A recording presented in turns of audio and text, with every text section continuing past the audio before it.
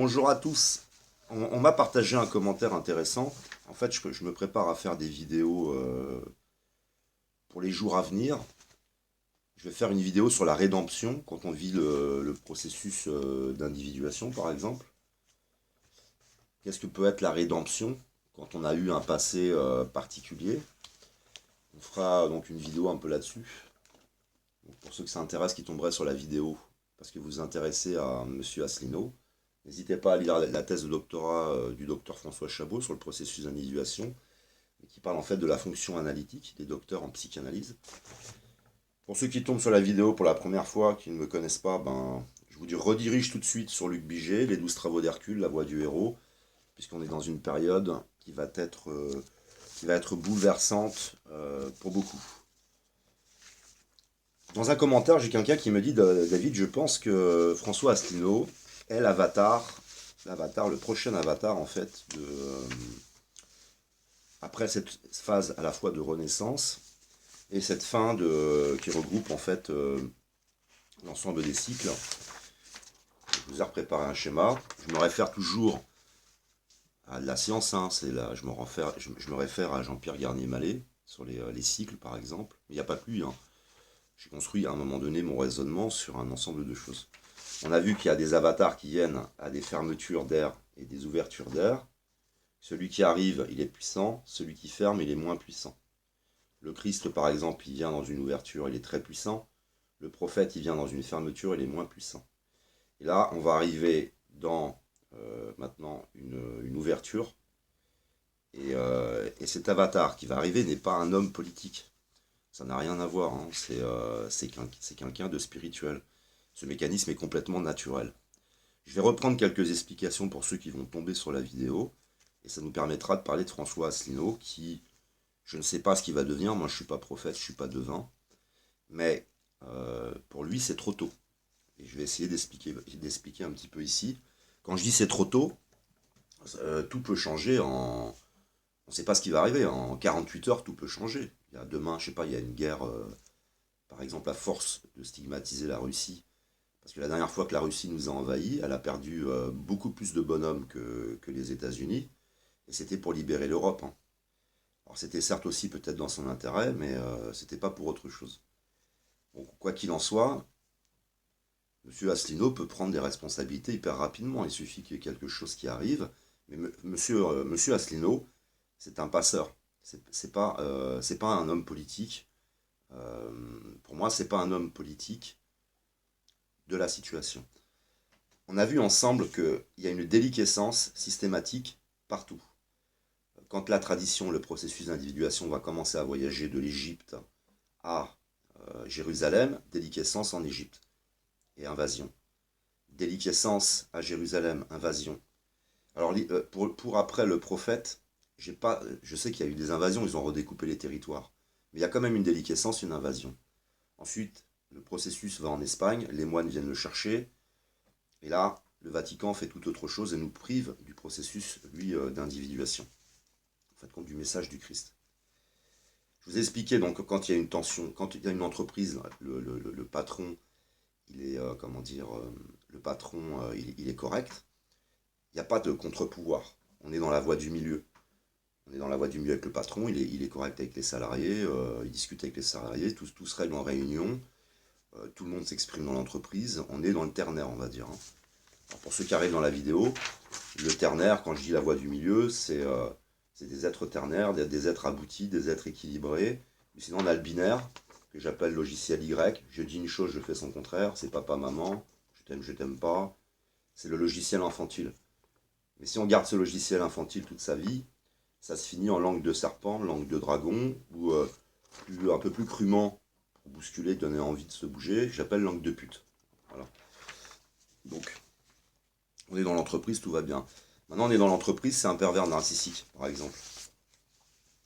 Le pervers narcissique, il va abuser de tout le monde, il va manager au stress, et là, c'est l'arrivée des syndicats. Après, on pourrait dire, on imagine dans cette entreprise, c'est le chaos. Là, ça commence à se disputer, t'as vraiment des vraies bagarres, quoi. Dans les bureaux, ça arrive, hein. Dans les entreprises, ça arrive vraiment. Là, ça se bat, etc. Et puis, on va faire appel à, un manager, quelqu'un de très spécial, qui est psychologue, et qui connaît toutes les techniques de management, par exemple, pour recentrer les personnes sur la tâche, rééquilibrer l'entreprise. C'est donc quelqu'un qui va arriver dans la dualité, et, hop, et qui va faire passer tout ça dans la voie du milieu, va faire passer l'entreprise du chaos à la réorganisation. Il y a plein d'entreprises qui le font. Nelson Mandela, il arrive, c'est le chaos. C'est-à-dire que lui, il est en prison, déjà, il va rester très longtemps en prison, mais à un moment donné, ça commence à dégénérer là-dehors. Donc, il va bien falloir qu'on trouve une solution, sinon ça va être une guerre civile, mais sans précédent. Hein. C'était vraiment... donc, dualité, Nelson Mandela, il fait passer les gens d'un monde à l'autre. La France, c'est... comment dire, la France, c'est la guerre. Dualité entre l'Allemagne et puis il va falloir passer d'un monde à l'autre. T'as le général de Gaulle qui arrive. Le même phénomène aux États-Unis, hein. Le même phénomène en Asie. Vous allez retrouver toujours ce phénomène. Il y a un passeur qui vient, qui nous emmène d'un monde à l'autre. Est-ce que vous croyez que c'est le moment de passer là d'un monde à l'autre? Non, on n'est qu'au début des discussions. Combien de temps ça va durer, je ne peux pas le dire.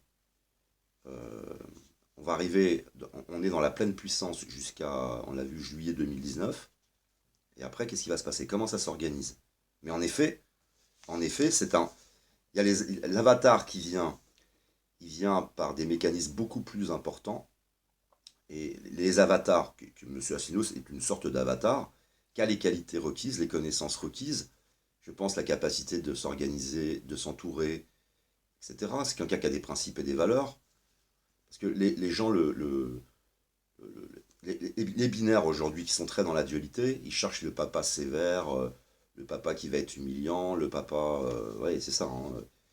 Après, j'ai géré tellement de personnel dans ma vie, j'ai eu tellement de collaborateurs que je peux dire que M. Asselineau, pour moi, a les choses nécessaires, parce que ça ne s'établit pas que sur, comment dire, est-ce que le mec il fait du judo ou pas du judo, est-ce que s'il est violent, pas violent, il est capable de se mettre en colère, moi je l'ai vu, il est capable de se mettre en colère, hein, il a de la poigne, mais ce n'est pas l'homme de la... On n'a pas besoin pour l'instant, enfin on n'a pas besoin, excusez-moi. Là on est dans la phase de déliquescence, comme l'Égypte. C'est la phase de déliquescence.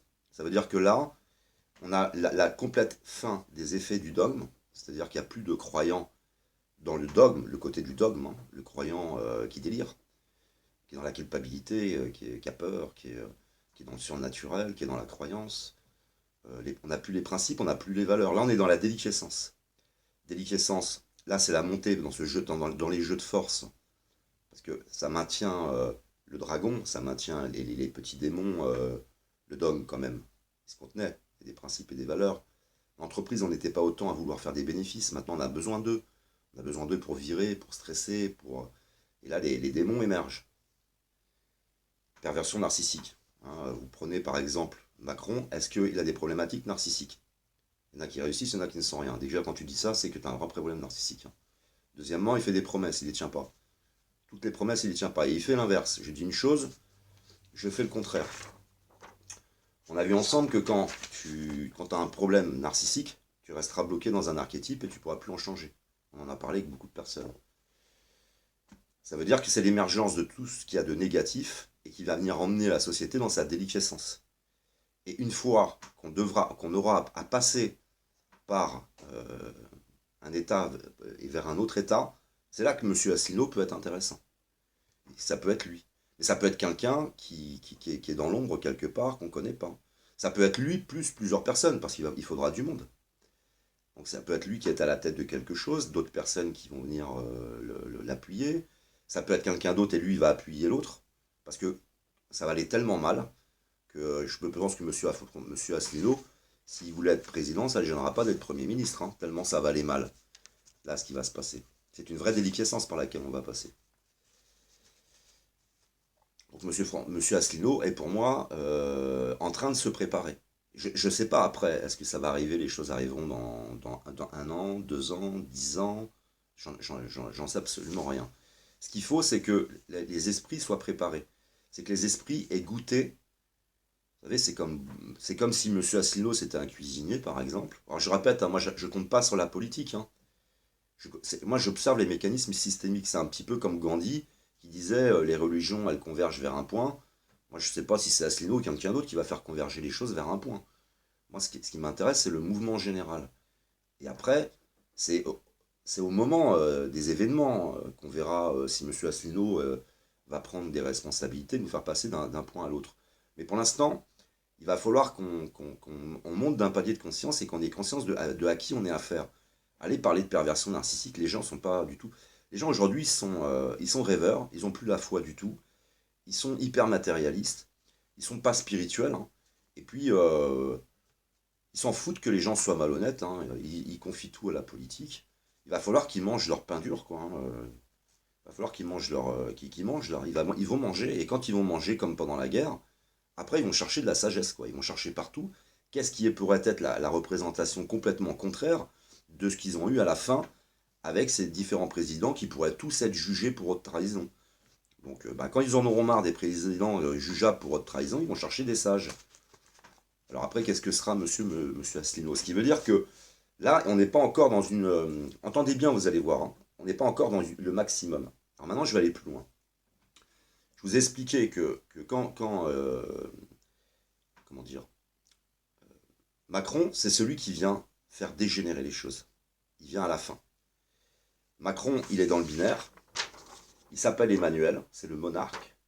Les catholiques, dans le côté péjoratif du terme, puisque moi je suis catholique à la base, attendent un Emmanuel, un monarque qui doit nous emmener d'un monde à l'autre.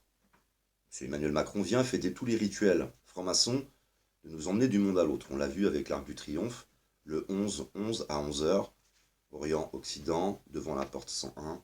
Voilà. Il est dans son rôle et il représente, lui, le Vatican. C'est à la fois l'organisation politique et religieuse de cette fin de cycle. Là, on a la fin d'un cycle.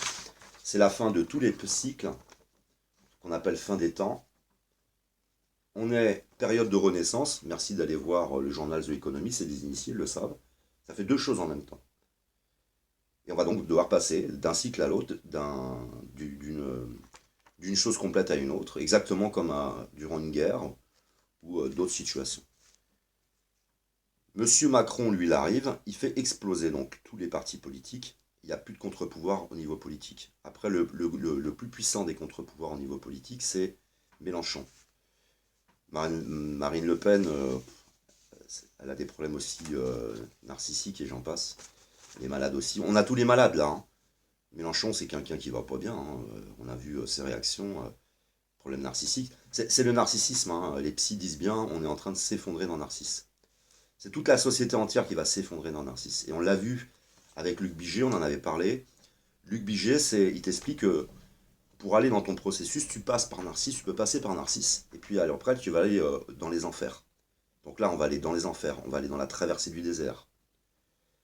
Macron, lui, nous emmène, en fait, il croit nous emmener dans un monde de start-up. On a vu bien sûr qu'avec, par exemple, Pablo Servigne, non, il n'y a plus de possibilités, sur tous les points de vue. Il y a même tout ce que n'attaque pas comme problématique Pablo Servigne. Je ne crois pas qu'il parle de l'état de la société, avec tous les SDF, les personnes qui vont en prison, 33 nouvelles prisons, etc. Il ne parle pas de tout ça, Pablo Servigne, hein. Ça veut dire que sur tous les points, c'est fini. On doit maintenant, oui, passer d'un monde à l'autre, mais c'est pas dans un monde de start-up, hein, ça n'a rien à voir. Donc il éclate tous les partis politiques. Il reste plus que des personnes corrompues, perverses, très narcissiques, qui se dégonflent aussi, hein, qui se dégonflent. Marine Le Pen s'est dégonflée volontairement, hein, elle veut pas le pouvoir. Et l'autre se dégonfle quand il rencontre l'autre alors qu'il a un débat complètement contraire. Enfin bon, bref, ça va pas. Mais pour l'instant, on est dans la période Macron, on est dans la période de déliquescence et d'augmentation de la dualité de l'attention. C'est après qu'il va nous falloir la voie du milieu. Pour l'instant, il ne nous la faut pas. Pour l'instant, ça va continuer. On va continuer le processus.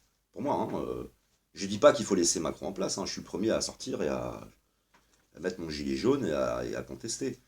Donc, il a éclaté tous les partis politiques. Il contrôle la presse. Hein, les pervers narcissiques contrôlent la presse. Ils contrôlent absolument tout. Comment dire, ils mentent. C'est des mythomanes. Ils utilisent la mort d'une dame de je crois, 88 ans pour essayer de diviser les manifestants des non-manifestants, mais ils ont fait la même chose quand c'était pour la SNCF, hein, pour les transports publics. À chaque fois, ils mettent en opposition ceux qui manifestent et les autres, en se positionnant du côté de l'un au côté de l'autre, et en plaignant les gens. Enfin là, c'était horrible.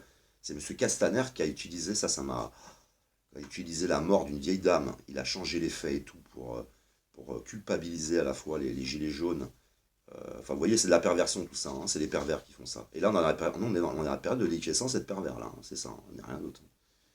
Bref, la presse, vous avez vu que bah, c'est tous des copains, ça veut dire qu'au bout d'un moment, vous avez un tissage un peu comme une toile d'araignée, je n'ai pas de dessin là-dessus, mais on va dire que le tissage, je sais pas, moi, il me faudrait une feuille quadrillée où il n'y a rien dessus.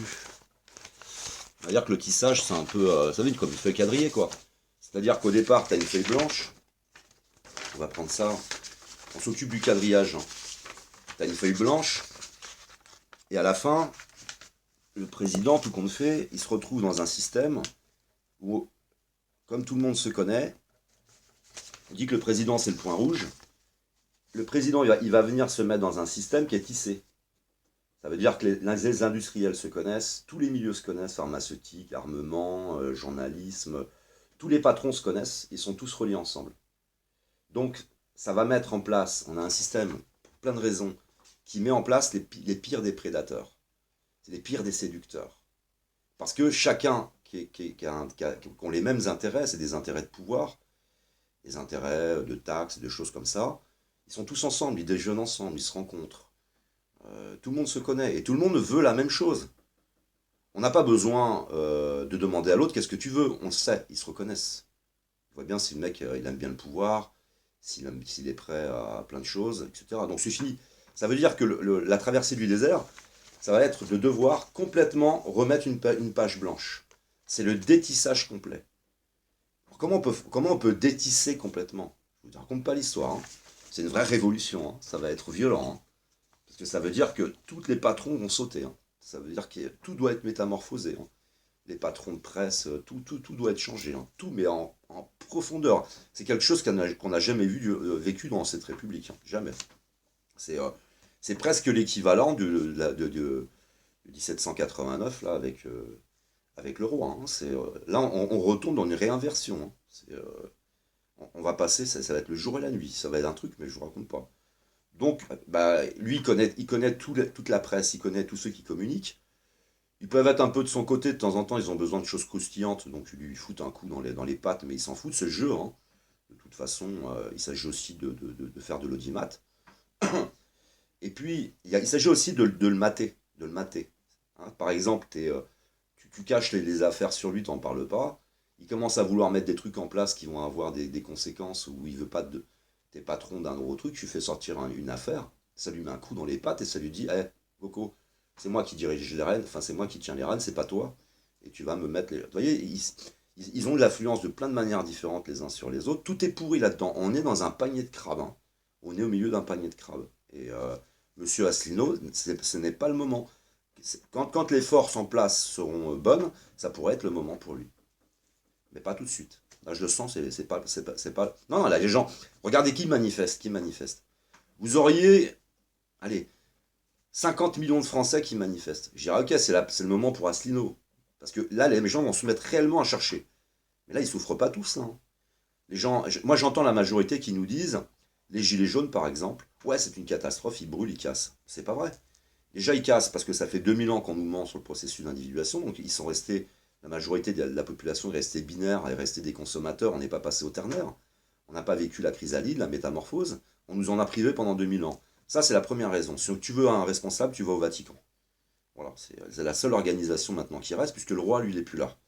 Donc c'est la seule organisation. Et deuxièmement, tu as en face maintenant un monarque qui est en train de continuer à mentir. Moi, samedi, je vais manifester, c'est pour les SDF, parce que pour moi, les SDF sont la clé de tout. Si tu manifestes pour les SDF, tu règles tous les problèmes. Et si tu manifestes pour un seul problème, ça ne règle pas le reste des problèmes. Par exemple, que pour l'essence, ok. Mais tu manifestes pour les SDF, ça doit régler le problème de l'essence, puisqu'il y a des gens qui vont se retrouver à la rue à cause de l'essence. Si c'est pour le travail, ça rejoint le SDF. Tu prends tous les problèmes de société, tu manifestes pour le SDF, ça règle tout. Donc moi je manifeste pour le SDF. Je vais y aller pour les SDF. Il y en a qui vont pour l'essence, il y en a qui vont pour les vaccins, il y en a qui vont pour... etc. Moi je prends le SDF et ça va. Ça coince Macron parce qu'il avait promis de faire quelque chose pour eux et maintenant il est en train de taper dans les budgets. Donc Macron, il a éclaté les partis politiques. Il a la presse en majorité de son côté, de par le tissage qu'il y a derrière. Euh, les petits partis politiques qui sont... Parce que vous voyez l'inversion, hein. À la télé, ils disent on va faire passer les grands candidats. Ils font passer donc 5 candidats en disant c'est des grands, pour moi c'est des petits. Et ceux qui ne passent pas les 6 autres à la télé, hein, Monsieur Mélenchon, Marine Le Pen, les rebelles là, ça vous a pas gêné de passer à la télé, hein, et puis de laisser les camarades là derrière. Donc les 6 autres, qui auraient dû être avec les autres qui sont pas plus, ni plus petits ni plus grands et qui parfois sont peut-être un peu plus grands, ne passent pas à la télé. On l'a vu. Donc ils n'ont pas de pouvoir, ils n'ont pas d'audience. Donc, toujours, il y a une dualité, mais il y a pas une dualité qui est en train de se perdre.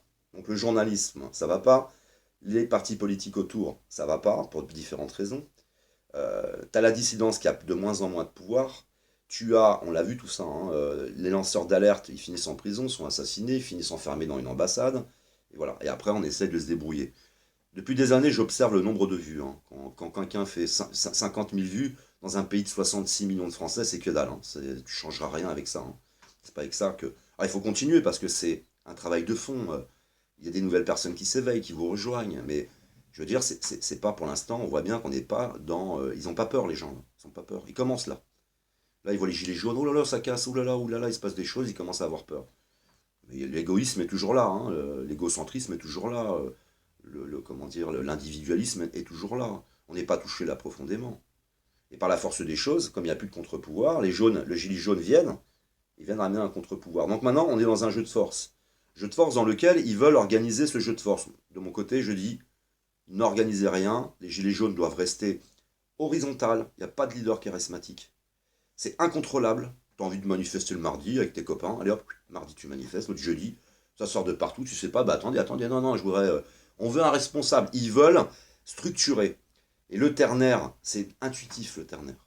Tu fais les choses par intuitivité. T'as pas de leader charismatique. C'est intuitif. Les gens se réunissent et après, vous devez manifester rue machin. T'arrives, ils veulent te mettre dans une espèce de souricière pour te contrôler. Non, non, non, on va pas là-bas. On va là. Allez hop, ça part dans tous les sens. C'est incontrôlable. C'est le peuple, hein. Mais c'est ce qui aurait toujours dû être un peuple libre. Libre de s'exprimer. Alors après, il y a des casseurs. Oui, il y a des casseurs. Mais j'ai été dans l'événementiel pendant des années. Il y a des personnes qui disaient, David, c'était génial ta soirée. Ah, génial, j'ai passé une soirée géniale. Bon, il y a eu un peu de bagarre à un moment donné. Bah ouais, t'auras toujours quoi. Tu peux pas organiser des choses avec du public et puis non, non. Les stades de foot, ils sont obligés de fouiller. Tu as fouillé les manifestants? Tu peux pas. Tu peux pas contrôler, c'est pas possible. Tu peux pas contrôler en plus que tu as mis toi-même en place, la misère. C'est la misère qui s'exprime, qui brûle les bagnoles, qui brûle le restaurant, qui brûle tout. C'est la misère. Je l'ai expliqué pendant des années, tu peux équilibrer un quartier en finançant des petites organisations qui structurent comment dire, le quartier, qui tissent des liens entre les jeunes et les vieux, qui va trouver du travail, qui va aider les jeunes à faire. Ils n'ont jamais voulu le faire. Par contre, à chaque élection, oh, regardez, je vais aller vous passer un coup de Karcher là-dedans. Voilà, bah, c'est ça, on est en train de récolter tout simplement euh, toute la société la plus en bas dans les enfers qu'on a abandonnés, au final. Donc ça va continuer à dégénérer. Et puis je pense que c'est là que M. Asselineau aura toute sa place. Mais quand tout le monde sera en souffrance, quand tout le monde aura peur. Parce que c'est là que tu fais la part des choses. Tu te dis par exemple, si le problème se règle de cette façon, hein, parce que, attendez, j'ai expliqué hein, de mon côté, hein, je suis apolitique, et je pense que c'est la Russie qui viendra faire tomber l'Union Européenne, les Américains, parce que tu fais pas tomber les Américains comme ça, hein. Tu feras pas tomber l'Union Européenne, c'est pas François Asselineau qui va faire tomber l'Union Européenne, hein. Ça va continuer à abuser, à abuser, à abuser, à abuser de l'Afrique, à abuser du Moyen-Orient. Tout ça, leur magouille, ça va continuer. Et je vous dis que c'est la Russie qui va venir, c'est pas François Asselineau. Voilà, c'est ça qui va se passer. Parce qu'on n'arrivera pas à éveiller suffisamment, à faire des choses pour que ce soit autrement. Donc ce sera un déluge de feu. Et je rappelle que le dernier grand cycle s'est terminé par un déluge d'eau. C'est écrit qu'il y aura un déluge de feu, et à mon avis, je me doute d'où il pourrait venir le déluge de feu si on ne se réveille pas. Voilà, c'est un peu négatif ce que je dis, mais c'est comme ça. C'est pas François Asselineau qui va venir faire tomber l'Union Européenne. Tu peux arriver en France, essayer d'à peu près réharmoniser la France, te libérer de l'Union Européenne, mais l'Union Européenne, elle est toujours là, elle. Elle est toujours là, l'Union Européenne. Les Américains seront toujours là, hein. Et moi, je me demande bien ce qui va pouvoir arrêter ces malades, hein. C'est des fous, hein. Donc voilà, après, peut-être que un chaos généralisé, ah moi, je vois bien. Là, par contre, je vois bien M. Asselineau venir et prendre des responsabilités. Mais après qu'il y ait quelque chose ou un miracle, quelque chose que je n'imagine pas, qui vienne mettre un terme aux activités de l'Union Européenne et complètement. Et des anglo-saxons, Mais sinon, tu peux. C'est pour ça que je dis que le nationalisme, ça vaut rien au milieu du tout. On est dans un monde connecté, un univers connecté. Ça, c'est le binaire qui veut ça, hein. Le binaire, il dit, je vais mettre du national-socialisme. Le binaire, il va dire, ouais, je vais remettre le catholicisme en place, hein. Il te le dit même ça, lui. Il veut recommencer comme il y a 2000 ans. Le binaire, il te dit, le nationalisme, ça va tout régler. Mais non, tu vis dans un monde connecté, tu as des frontières partout. Ça veut dire qu'il doit y avoir une collaboration, il doit bien y avoir une organisation internationale, mais qui doit être ternaire, qui viendra donc après les événements. Mais le nationalisme, ça règle rien. Là, ça va dégénérer parce que on serait même avec un nationalisme, une main de fer dans un gant de velours avec un quin de sein, par exemple. Ça n'existe pas, hein. Les nationalistes, ce sont souvent des personnes qui ont des problématiques narcissiques et qui sont des personnes extrêmement violentes, de perversion aussi. On en a parlé, je ne vais pas revenir là-dessus. Tu le fais, ok, mais si ça dégénère en Allemagne, si ça dégénère en Espagne, en Italie, tu vas être complètement éclaboussé. Et en plus, tu vas te mettre à dos des gens. Enfin, je veux dire, c'est n'importe quoi. Le prochain problème qu'on va avoir, c'est un problème généralisé. Donc, et notre problème, on le connaît, hein.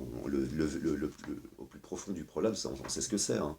On sait ce qu'est maintenant l'Union européenne, on sait ce que sont les anglo-saxons. Voilà, qu'est-ce qui peut les arrêter?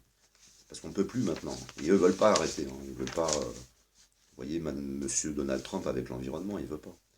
Donc là, ça va continuer à dégénérer. On va rentrer dans la déliquescence. Les Gilets jaunes sont le seul donc, contre-pouvoir maintenant. C'est un contre-pouvoir qui est génial parce qu'en fait, Macron, le manipulateur contrôle tout, hein. Vous avez vu ces meetings, mais ils ont tous des bracelets, tout est toujours sous contrôle. Ok, c'est bien, tu as contrôlé. Okay, tu contrôles tout. En fait, tu contrôles rien. Bah, maintenant, ça vient du bas. Et là, quand c'est en bas, vous les entendez dire, eux, il faut mettre quelqu'un à la tête, organisez-vous. Ah non, non, non, on va pas l'écouter. Il faut pas le structurer. C'est pas deux personnes qui discutent ensemble, c'est le président qui discute avec le peuple. Alors là, c'est pas pareil. Là, ça va pas être la même chose. Et en plus, venez me chercher, venez me chercher. Et mon coco, à force de dire venez me chercher, tu pourrais bien voir se réaliser qu'ils vont venir te chercher avec les CRS. Ça pourrait même être tes gardes du corps, hein, qui t'emmènent, hein. Ça peut être tes gars là-haut, ton service de sécurité, qui dit attends, maintenant on en a marre, nous on va pas se faire taper dessus pour toi. Tu te provoques, tu leur dis venez me chercher.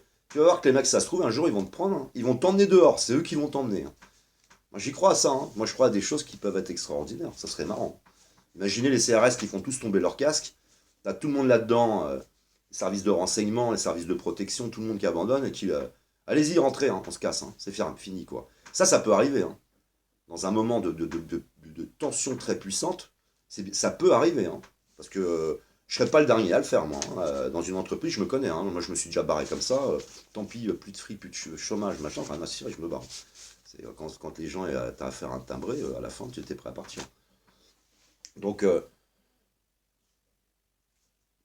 on va rentrer là dans le dur, et ça doit être le peuple maintenant. C'est la dernière phase de ce cycle. C'est le peuple qui doit aller vers son émancipation, qui doit aller vers son éveil de sa conscience, qui doit devenir responsable. C'est aller en quelque sorte vers une démocratie directe. Je ne dis pas que ce sera ça après la traversée du désert, qui sera donc une métamorphose collective, mais c'est au peuple maintenant d'agir. C'est fini. C'est fini de compter sur de la dissidence, c'est fini de compter... non, non, c'est toi qui dois te prendre en main, c'est toi qui vas devoir t'éveiller, et c'est forcément ceux qui souffrent. C'est forcément ceux qui sont le plus touchés, hein. Toi qui as une situation confortable, qui analyse la situation depuis ton confort, oh, tu te rends compte, ils enlèvent les pavés dans la rue, oh, tu te rends compte, ils ont cassé des magasins, et tout ça, c'est une honte. Oui, ça va, t'es pas la place du mec qui est en train de moisir dans ses propres champignons parce qu'il peut pas prendre de douche et est en train de crever dans la rue, t'en as rien à cirer, toi. La mère de famille qui arrive plus à s'en sortir, tout ça, t'en as rien à cirer. Donc, enfin bon, bref, l'égoïsme, l'individualisme, et j'en passe, hein, ça, c'est cette période. Et c'est le peuple qui va s'éveiller. J'espère qu'il n'y aura pas de pervers, de manipulateurs qui va arriver à structurer ça. De toute façon, ça peut se diviser. L'intérêt de cette métamorphose, c'est que si un leader charismatique qui se pointe pour les gilets jaunes, il n'aura pas le contrôle en fait. Il n'aura aucun contrôle parce qu'il va contrôler les plus binaires qui ont besoin d'un leader, il va les contrôler. C'est-à-dire ceux-là ont besoin d'un papa qui te dit va à gauche, va à droite, fais pipi, va faire caca, va te laver les mains. Et ceux-là, ils diront pose toujours mon coco, mais ils resteront jaunes. Et comme j'expliquais par exemple, ce qui est intéressant, ils ont voulu nous contrôler la dernière manif, t'es parti dans tous les sens, ils ne peuvent pas nous contrôler. Ce qui est intéressant, c'est qu'il y en a qui veulent bloquer les péages et il y en a qui veulent débloquer les péages. Et ben, tu le fais si tu veux. Tu peux même mettre un gilet jaune chez toi. Par exemple, il y en a qui disaient, ouais David, il faut retirer l'argent de son compte. Ok, ben mets un gilet jaune, tu l'accroches à ta fenêtre. Toi tu dis, j'ai pas envie de manifester, mais je vais vider mon compte en banque. Ben vide ton compte en banque. Il y en a qui disent, il faut pas consommer. Et ben, mais si vous attendez que quelqu'un fasse ce que vous imaginez, non, non. Il y aura toujours, comme le dit Gandhi, il y a autant de religions que d'êtres humains. C'est comme ça. Et ça doit passer par une métamorphose qui commence à s'exprimer pour de l'essence. Après, ça va se métamorphoser. T'as envie d'un truc, tu le fais. Et c'est ça qui est génial dans les Gilets jaunes. Tu fais ce que tu veux. C'est personne qui me dit tu vas aller là, tu vas aller là. J'ai été là où je voulais, quand je voulais, et j'ai fait ce que je voulais. J'ai pas cassé, je veux pas casser, je veux pas voler, je veux pas me battre avec mes camarades. Il y en a qui se battent, il y en a qui volent, il y en a qui cassent, il y en a qui bloquent, il y en a qui débloquent, il y en a qui resteront chez eux, qui ne consommeront plus, il y en a qui videront leur compte, il y en a.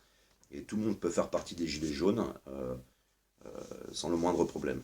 Et après, pour ce qui est des casses, hein, je rappelle aussi, c'est systématique. Les gens manifestent en paix. Ensuite, il y a gazage, grenades, tir tendu de munitions lacrymogènes. C'est-à-dire qu'on doit les tirer en l'air et ils nous les tirent directement sur nous.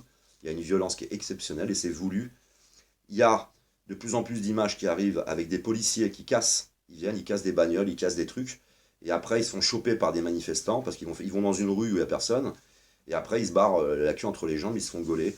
Il y a un but aussi à casser, d'un point de vue médiatique et de sa réputation, le mouvement des Gilets jaunes.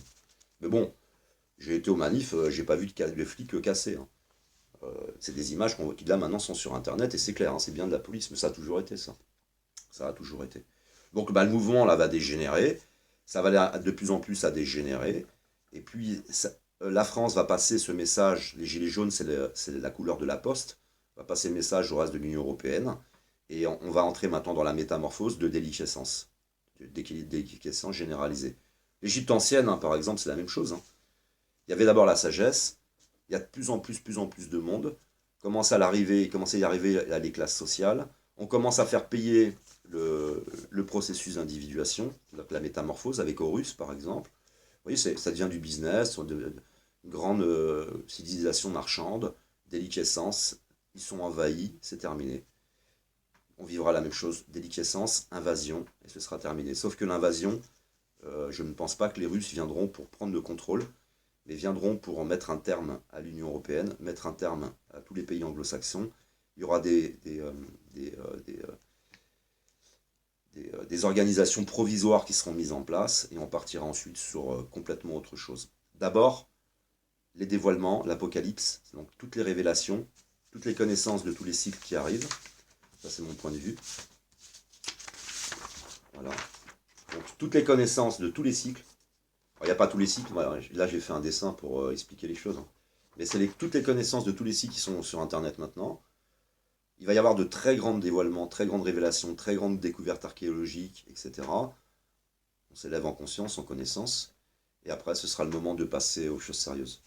Donc, je pense que oui, il est un avatar. On peut dire que les passeurs sont en quelque sorte des avatars dans l'entreprise, dans la religion, dans la politique, dans toutes sortes de domaines. Il y a une dualité.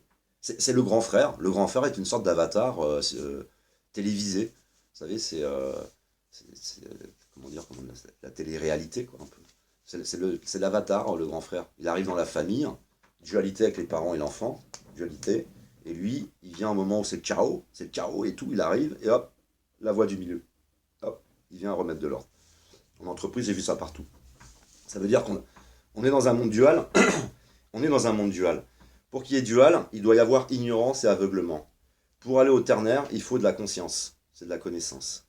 La conscience et la connaissance apaisent les choses. Elle emmène au ternaire, la voie du milieu. Et le dual, c'est l'animosité. C'est l'instinct. C'est dominant-dominé, etc. Ça veut dire que tu as à l'intérieur de toi une dualité, que tu installes à l'extérieur de toi, avec d'autres personnes qui sont dans le même état que toi, tout le monde est dans la dualité. Et là, la conscience et la connaissance, par exemple, tu es psychologue. Moi, j'ai fait 10 ans d'orphelinat, tu as les éducateurs, ils sont là pour dissoudre les tensions. Vous avez remarqué que par exemple, je fais souvent des vidéos quand il y a une dualité. Il y avait une dualité entre, comment dire, il y a une dualité entre Salim Laibi et Majid Oukasha. Moi, je dis pas que j'ai raison. Je fais une vidéo sur les mécanismes de fin des temps que je mets entre deux. Il y a quelqu'un qui organise de nombreuses dualités là depuis des années, qui est de la dissidence. Je fais une vidéo, je vais me mettre dans la dualité, en amenant de la connaissance sur la perversion narcissique. Il y en a un autre là sur internet qui raconte n'importe quoi sur les gilets jaunes, qui nous insulte, qui accuse plein de personnes de plein de choses. Quand on lui demande d'amener les preuves, il ne donne aucune réponse, il contrôle tout, etc. Je fais une vidéo sur lui, je viens me mettre entre lui et tout le monde, avec de la connaissance. Et il nous faudra un avatar à l'image de Monsieur Asselineau. Moi, je le verrai très bien pour la suite des événements, peut-être pour quand on sera dans le dur. Mais bien sûr, d'abord, les pervers vont essayer de prendre le pouvoir, mais ils vont tous se faire griller à la fin. On va être le fait de renaissance, fin des cycles, c'est un truc très puissant. Ça va créer une séparation entre le bon grain et l'ivraie, par des mécanismes systémiques, on en a déjà un petit peu parlé. C'est-à-dire que les gens vont avoir peur, ils vont prendre conscience que le diable n'a jamais existé. Le diable, c'est le pervers narcissique. Donc le pervers narcissique, dans les religions, c'est le diable. Chez les alchimistes, par exemple, c'est le dragon. Vous voyez, mais toutes les spécialités le connaissent. Là, il a la tête de tous les pouvoirs. C'est ce que les croyants disent. Oui, l'antéchrist va prendre le pouvoir. C'est simplement où tu es une cellule du dragon, ou tu es une cellule du corps du Christ. Ce qui c'est que tu représentes dans ce monde dual. Et c'est pas la mise en dualité du bien et du mal. On pourra tous se remettre ensemble après. Ouais, ouais. On sera pas obligé c'est pas la chasse aux sorcières.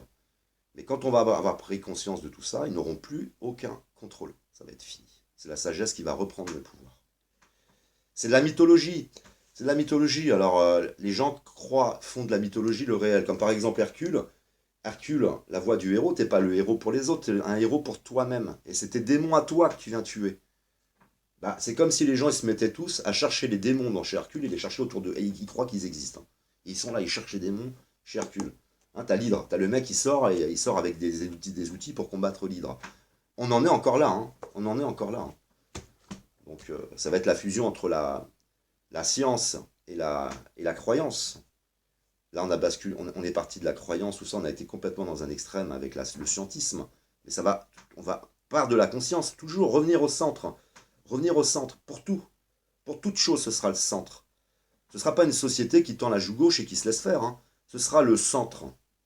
Qui va mettre de la connaissance dans tout et qui va rééquilibrer, comme dans Star Wars, la force. Rééquilibrer la force et par de la connaissance. C'est le retour des pères. Les pères, là, ils se sont effondrés. C'est l'effondrement des pères et des repères. Le Nil, la montée des eaux, le déluge de feu, etc. Et puis tu as toutes les germes du bas qui vont remonter. Et dans combien de temps? Est-ce que M. Asselineau sera toujours là? Parce que ça va bousculer. Est-ce que M. Asselineau aura encore envie? Aura encore l'âge? Parce qu'il y en a qui me disent que ça va arriver dans 20 ans. Moi je dis qu'on y est déjà. Mais bon, je ne sais pas. Après, je ne suis pas prophète. Hein. Donc on verra bien ce qui va se passer. Donc voilà pour M. Asselineau. Je donne mon avis. Ça m'intéresse. C'est pas M. Asselineau en fait qui m'intéresse dans cette vidéo. C'est de comprendre cette dualité avec ce jeu de force. Et la nécessité toujours de arrêter la dualité par de la conscience. Quand je vis mon processus d'individuation, c'est là qu'à l'intérieur, il va y avoir cette fusion, je vous disais, entre ta part d'ombre et de lumière. C'est un peu tes deux cerveaux qui se connectent ensemble. Hein. Et t'es moins dans la dualité. T'es plus dual avec le monde. T'as envie justement, dans tous les mécanismes du monde qui sont en dualité par de l'ignorance, y mettre de la conscience et qu'il n'y ait plus de dualité. Vous êtes peut-être comme moi, toute ma vie, je me suis mis dans les dualités. Pas forcément dualité avec les autres, je pouvais être générateur de dualité. Mais je veux dire, si je voyais quelqu'un se battre, j'allais séparer. Si, vous savez, on est certain d'être comme ça. C'est qu'à dire déjà, on avait des prédispositions à ne pas trop aimer la dualité, même si on la génère soi-même. C'est un peu schizophrénique. Hein. C'est comme, là on est dans la période de toutes les dualités, c'est l'homme et la femme, ça va être les gens de couleur qui vont manifester, on l'a vu ensemble, hein, ça va être les homos qui vont manifester, etc. Tout le monde crie, on veut de l'harmonie. Et c'est là qu'après on prendra conscience de ces jeux de force, du monde dual, de la science, et on ira vers l'harmonie. Voilà, je pense avoir terminé. Je vous remercie de m'avoir écouté, je vous aime, que l'amour, l'art et l'autre soient avec vous.